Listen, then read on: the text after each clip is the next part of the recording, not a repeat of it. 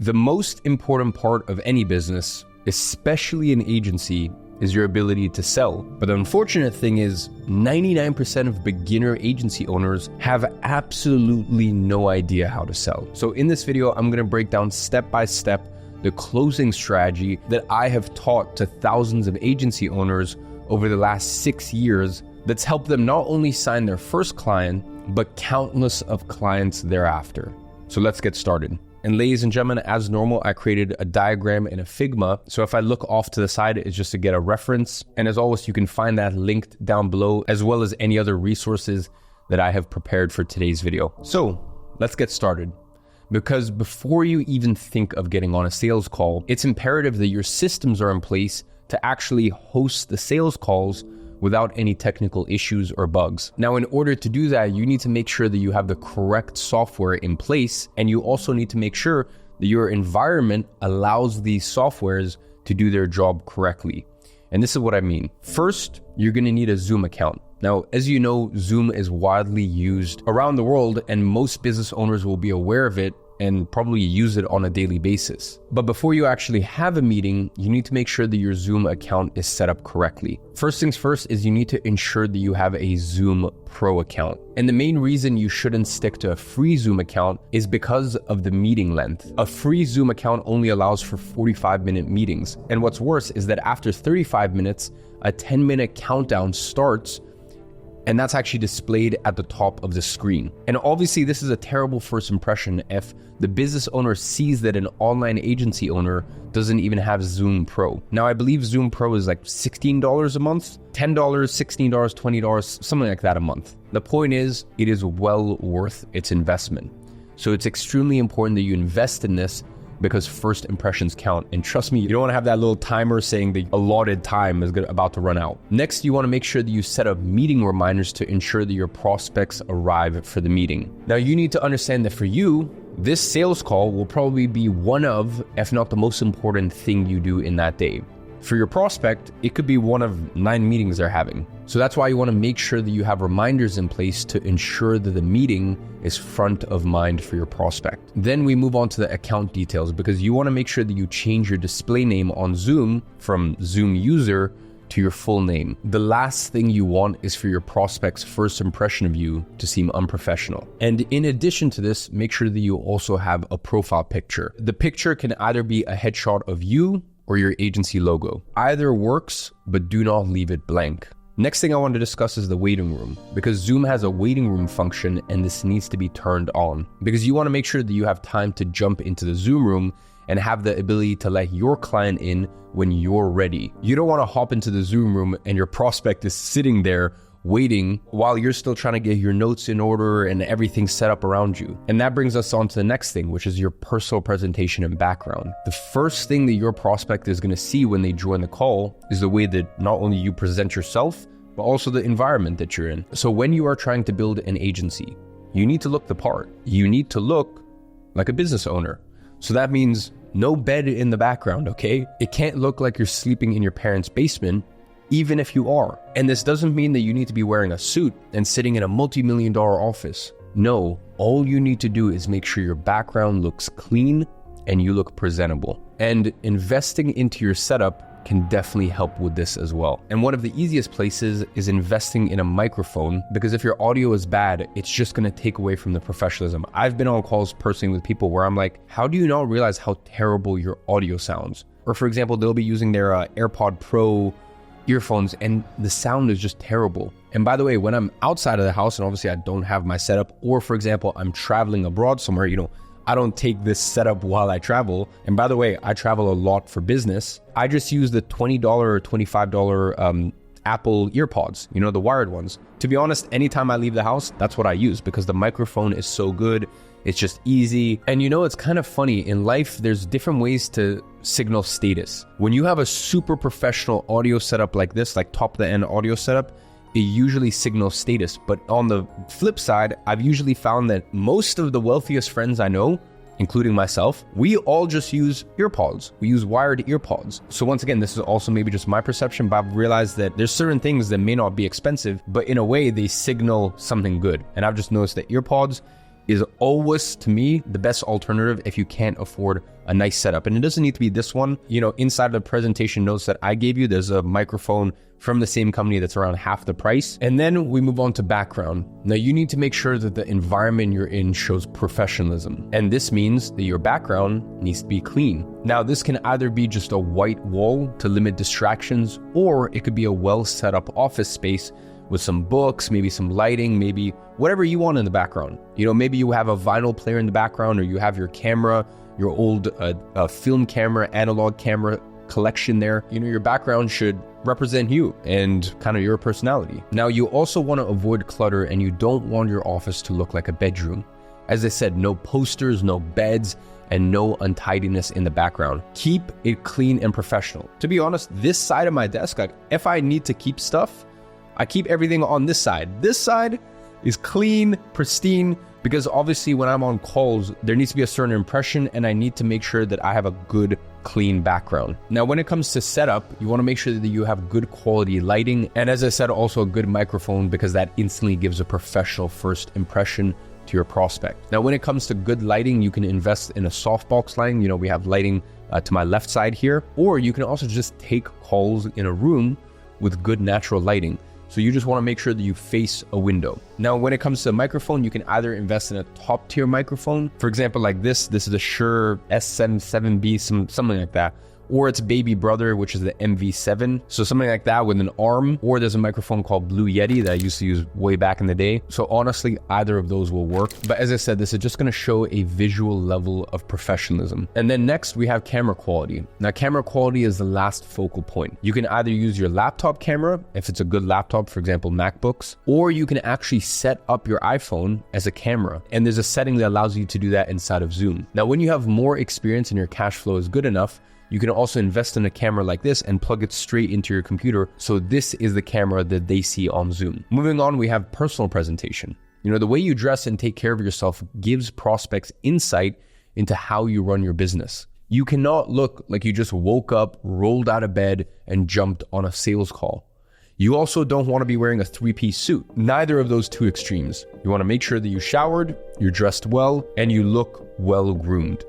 The first impression, if you arrive at a sales call looking like a slob, is just going to be a deal breaker. Don't show up in a hoodie, okay? Make sure you look the part. And the way you are dressed also makes an impact. My recommendation is just wear a simple collared shirt or a well-fitting t-shirt, just something like this. It doesn't need to be anything crazy. And just no oversized, crazy print shirts, anything like that, or hoodies. Just keep it smart casual or semi-formal. Moving on, we have internet connection, because if your internet speed is an issue, it's going to be something that needs to be dealt with. When you jump on a sales call, the last thing you need is to be lagging and for the prospect to not be able to hear you. Firstly, this is just going to throw off the rhythm completely, but it's also going to present doubts as to how professional you are in the prospect's mind. So, if you face this issue, upgrade your internet speed or move your sales call to a co-working space with good internet connection. Now, before jumping on a sales call, it's imperative that you know the basics of the business that you're speaking to. You want to prepare in a similar way that you prepare for a job interview. You need to gain as much understanding about the ins and outs of the business that you're going to be having a call with, so that way you're able to assume as much familiarity as possible. By knowing more about the business, you can come across as prepared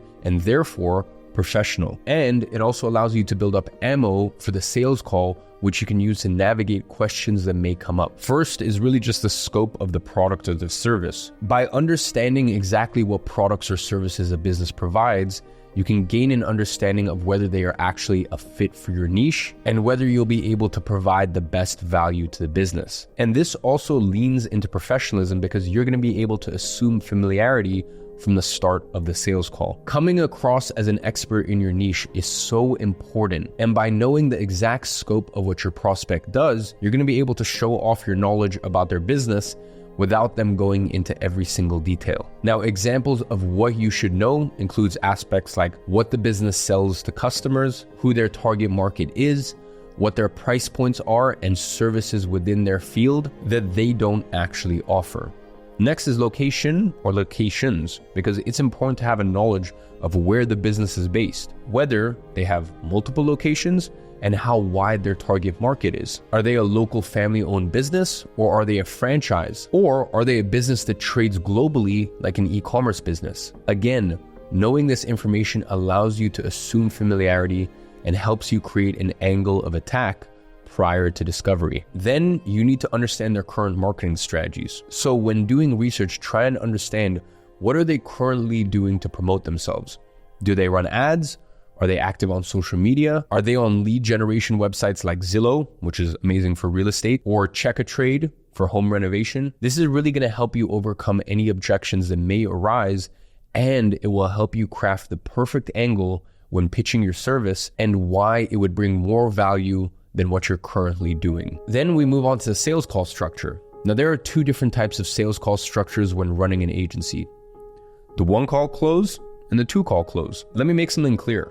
Both of these structures can work, and I used both of these structures in the past for years, but there are pros and cons to both. And in all honesty, in the first half of my agency career, I always aimed for a one call close, and the second half of my agency career, I always went for a two call close. But quite simply, you need to make sure you pick the correct structure according to your level and the time that you have available. So let's unpack the one call close. As suggested by the name, the full sale from the discovery all the way to the close is all done in the single container of a call. The one call close is a better structure for more seasoned agency owners because this structure requires you to be able to think on your feet, handle objections swiftly, and keep the energy high that the prospect has throughout the call. Now, the biggest advantage of this call is that you can save time and you don't require the prospect to attend a second call. The other benefit is obviously you don't ever run the risk of the prospect jumping on the first call and then not attending the second call, basically having a no-show. Now, I found that the one call close structure works the best for agencies that don't have a lot of variation between clients. So for example, with the agency that I had for 6 years, the reason I had to move to a two call close, I actually didn't technically take the first call.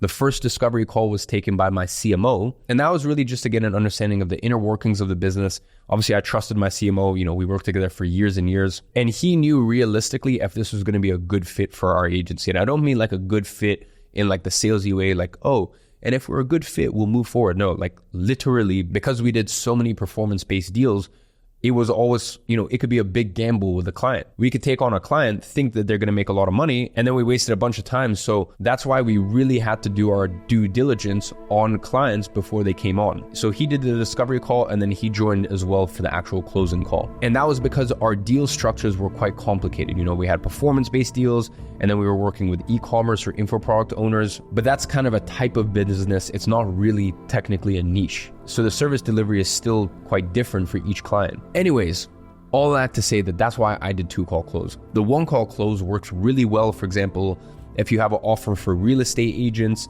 and you're just churning it out. It's just a guarantee. It's a simple offer. Or you're working with gym owners and it's a simple offer. Then a one call close in that scenario works very well. But in my humble opinion, if you are a beginner, I suggest that you stray away from the one call close until you get a little bit more sales experience. And that brings us on to the two call close. As you would assume, the two call close structure splits the structure of the sales call into two separate calls. The first call is focused on discovery and really just fully understanding the needs of the prospect that you're speaking with. The second call is when you take them through the details of your service in more depth, and this is where you're actually going to pitch them the service. And this allows you to understand the business fully after the first call and really craft a pitch that suits them to increase the likeliness of getting a close. You're able to crunch the numbers, make sure the business is a fit, and bring an offer to the table that will suit them. Now, as I mentioned, I prefer a two call close over a one call close as a beginner for a few reasons. The first is energy, because when you do a one call close, you're normally set to be in the sales call for a longer period of time, because obviously you have to do the discovery phase and the close all in one call. And this can actually work against you because prospects buy when they are interested. And a lot of the time, interest is linked directly to energy. I put this inside of the presentation that I prepared for today's video, so you'll see it in the resources, but I'll also put it on the screen right now. If you actually look at the graph below, you're gonna see that as time goes on, the energy of the prospect starts to drop. And because the energy of the prospect is dropping, their attention and interest starts to drop as well, which leads to a drop in the likelihood of closing the client. To really paint this picture, have you ever decided, okay, I'm gonna go shopping, and you know it's gonna be a big shopping day, and the first hour, the first 2 hours of shopping, you have the energy to try things on and you're excited to buy things, and then like 4 or 5 hours in, if you've ever done like a big shopping day, you're just so tired. And even if something's so nice, you're just like, I just can't be bothered to try it on. In a much condensed version, if you do 2 30-minute calls compared to one 60-minute call, because the potential client is having to use so much of their brain capacity to actually think about the structure of the deal and wanting to work together and stuff like that, that can cause a lot of mental fatigue. So by having 2 calls which are slightly shorter, it allows you to keep the interest higher by the end of the call, ensuring a higher likelihood of booking the next call and then closing the prospect inside of call 2. And the gap between the 2 calls acts like a reset of energy, which increases your ability to close. Now, next, I want to talk about preparation, because by allowing yourself to have a quick break between the 2 calls, it really allows you to look back at your first call and truly take time to understand the client's needs. And by understanding the client's current position and their needs, it's going to allow you to tailor your presentation towards addressing these needs and increasing the chance of getting a close. Then that brings us on to having time to crunch the numbers, because it can be very difficult for a new agency owner to crunch the numbers the client reveals during discovery. So if you pick up that the prospect you're speaking to isn't on the financial level that you expected, then you are able to review your offer and possibly tweak your offer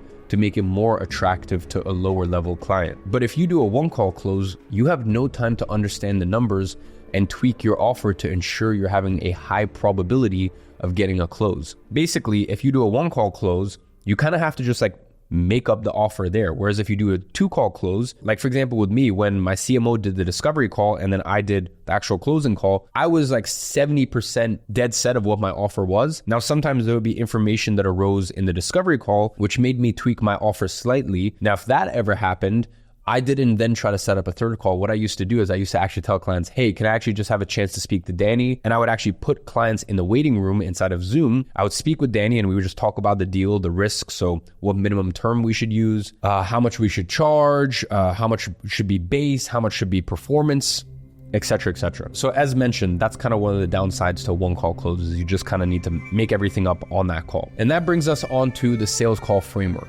Because now that you're prepared to take sales calls and you understand what structure you're going to use, you need a framework that dives deep into each part of a sales call and what the key outcomes are that you need from each part to actually close a client at the end. Now, the layout of a sales call is as follows: rapport, pre-frame, discovery, transition, pitch, and then close. So let's start off with rapport, because it would be extremely awkward to jump on a call with a prospect and just get straight into business. You need to break the ice for 2 to 3 minutes and just get to know the person that you're speaking to. You want to keep this extremely natural, but try to avoid topics like how the weather is today. Just ask a question or 2 about them, keep it casual, and speak with confidence. You need to sound natural to hold authority and sound like you've done this 1,000 times. And if you and the potential client have something overlapping, some familiarity that you can discuss, sometimes I don't mind just talking about it for 2-3 minutes. If we're talking about a specific city and our experiences in a specific city, because maybe they live there, or maybe I'm visiting at that time, or we're speaking about a specific product or service or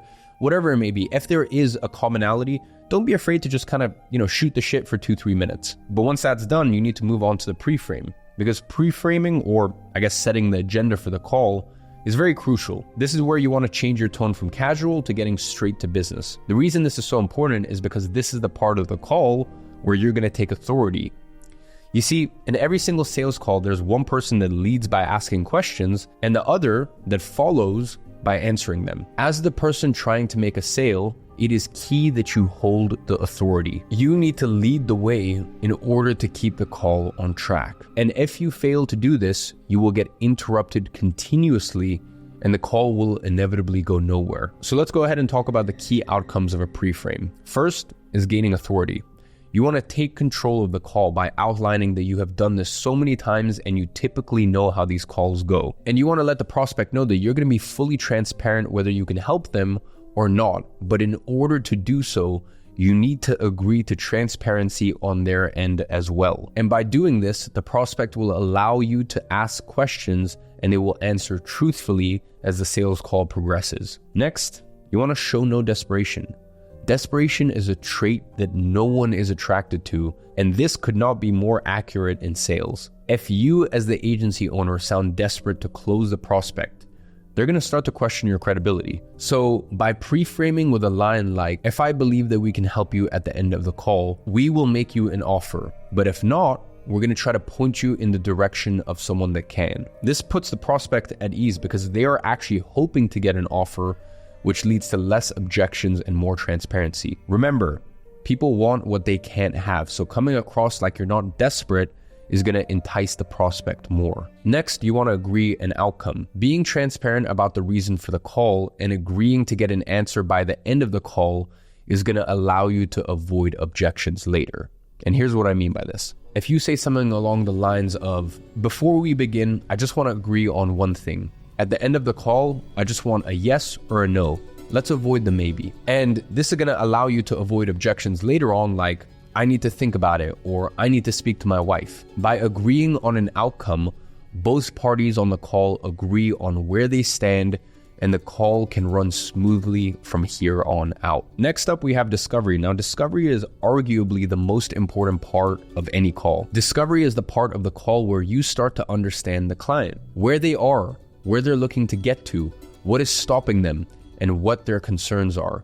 This being said, it goes a level deeper because this is where you start to highlight the problem in the prospect's mind, and if done correctly, they will mentally start to sell themselves that they have a problem, and you, the solution, are sitting right in front of them. Now, there are actually 5 elements of discovery, and they are as follows. First, you have your current state. Now, the first thing you're trying to understand is where the client is at right now. You need to understand what they do, how much they charge, how many sales they make on an average month, what their profit margins are, what their profit is per month, and you can work that out, and how they currently get clients. Now, once you have all of that information, you can move on to the future state. The future state is built around where the client is looking to get to. So this is where you need to understand their financial goals, how they believe their client acquisition needs to change in order to get to their financial goals, as well as the timeline that they want to achieve those goals in. Then we move on to the gap, because once you have the current and future state, you automatically understand the gap. You need to know how many extra sales or clients they need every month in order to achieve their goals. And here you can also gauge whether your service can fill this gap for the prospect and get them to achieve their goals. Now, during the gap phase, you can also challenge the prospect. Ask them what their plan was if you hadn't approached them, and if they have no plan, politely challenge their thinking. Because by doing this, a client starts to feel the need to change, and they slowly start to realize that the solution to their problem is sitting right in front of them. Next, we need to address the opportunity cost. This is where you double down on the fact that you can help the prospect, but the key is that it comes from them. Ask the prospect if they had access to your promised outcome from your service, whether they would be closer to the goals that you previously discussed. And go a level deeper and ask if what they are currently doing will get them to the goals they have. You see, by asking these questions and the client admitting that they will be closer to their goals, they are basically subconsciously selling themselves. Remember, the key is in the fact that the client says it. When you say it, it means nothing. But when they say it themselves is when your message is hitting. Next, we want to talk about doubt. Now, the way you identify doubt is by asking why they have never tried something like this in the past. Is this their first time hearing about this? Maybe they've had a bad experience with agencies in the past. Have they got doubts about whether agencies actually bring value? By bringing these to light, you are able to manage these objections and you can put the client at ease before pitching your service. Next, we have transition. Now, the transition acts as a bridge between discovery and your pitch. It would be very unnatural and almost awkward to jump straight from discovery straight into a pitch. The transition is a way to show the prospect that you have listened to what they have to say and you have all the information you need from them. Now, your goal with the transition is to get the buy-in from them so that way they want to hear what you have to offer, and if it makes sense, they're going to be happy to make a decision by the end of the call. You also want to give them one last opportunity to share any extra information that would be helpful for you to understand their situation. The first thing you want to ask them is if there's anything you've missed during discovery and whether there are any extra information that they would like to share. Say something like this: "Thank you for all the information. Is there anything I missed or any information you'd like to share in order for me to understand your current situation better?" Next, you want to confirm synergy and fit. So whether you get more info or not, you can now confirm to the prospect that you have a good understanding and you believe that there is an opportunity to work together. You're basically confirming with the prospect that you can help them. So it would go something like this: "Now that I have a good understanding of where you're at and where you're looking to get to and the gaps that currently exist, I think we could definitely help you get to your goals." And then we move on to the permission to proceed to the pitch. Here, you give the prospect two options. They can either ask a few questions, or you can break down your full system from A to Z in order for them to gain clarity on how you can help them reach their goals. You always want to give the A to Z option second, because 99% of prospects won't know what to ask, and if you have done discovery correctly, they will want to know more. So this means that almost every single prospect will choose the second option and give you the permission to break everything down, which ultimately means that you can pitch them. So you would say something like this: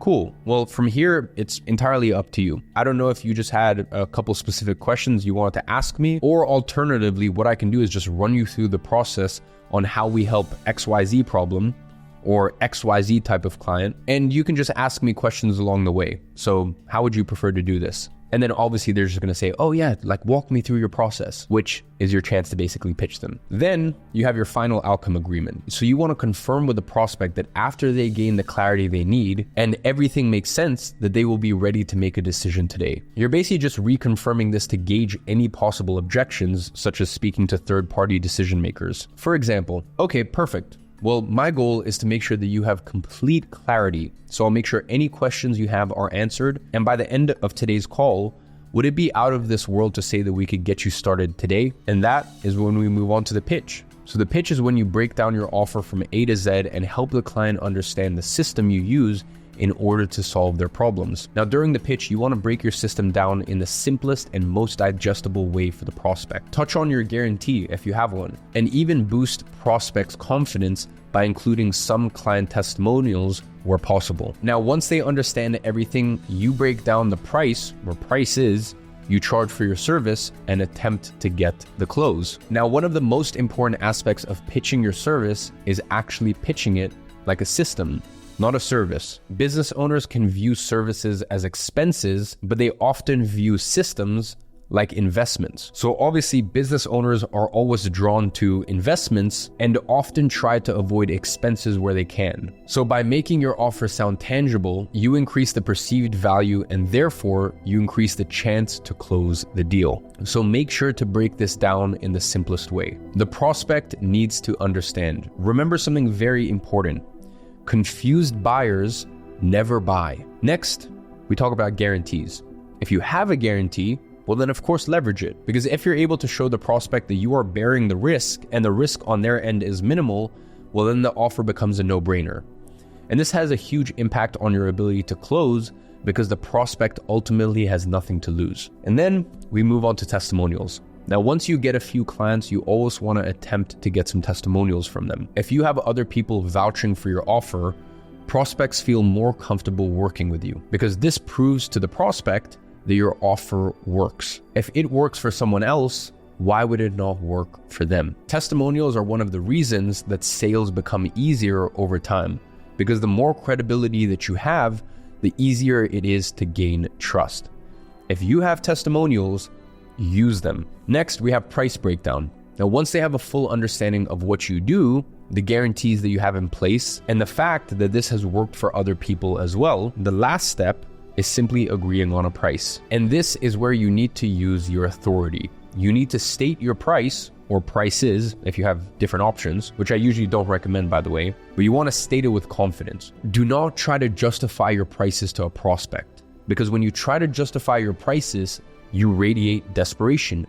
You need to state your price and use silence to your advantage regardless of your prospect's reaction. This shows authority and also shows that you are confident that the price you charge is worth it. Then we move on to the close. And I'm sure this is what you've been waiting for. You need to seal the deal and get paid. So first, agree on the close. So basically confirm that the prospect is happy with everything and they confirm that they are set to come on as a client. And by the way, you want to get a solid yes. Then you want to send the contract and invoice. So ensure that your contracts and invoice are ready to go before the call.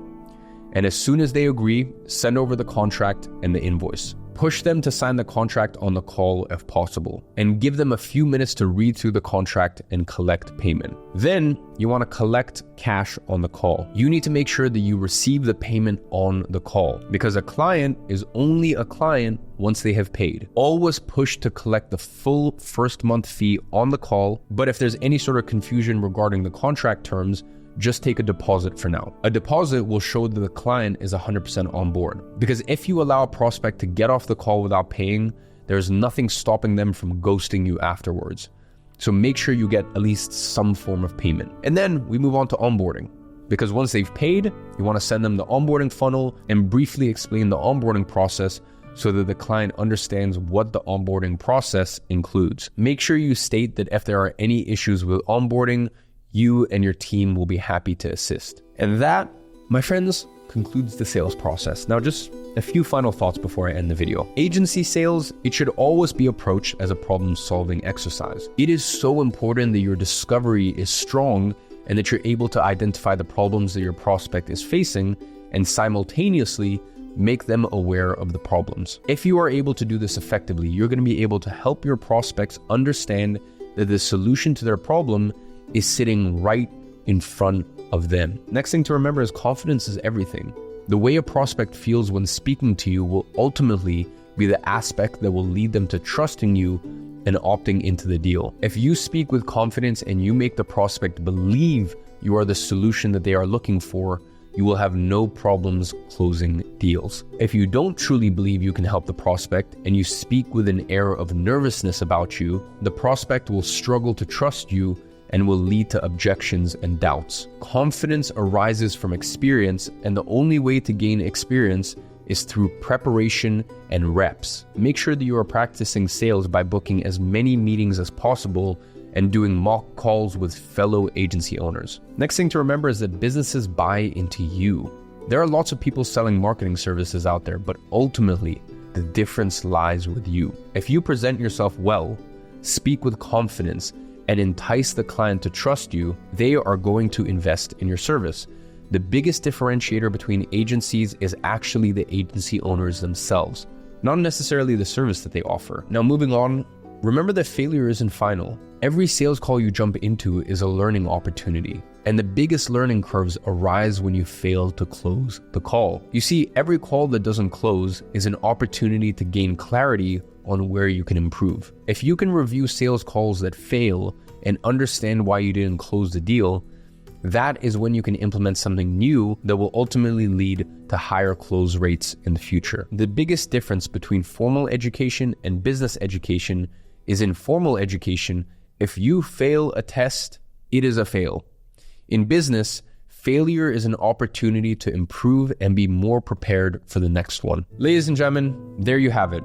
A full breakdown on how to sell effectively during your agency journey. If you are able to implement these steps and continue to improve them as you go, there's no reason why you won't be running a $10,000 a month agency by the end of the year. As always, I hope you enjoyed the video. I'm gonna go ahead and leave some resources down below, so go ahead and check those out. And as always, I'm watching from afar and I'm rooting for you.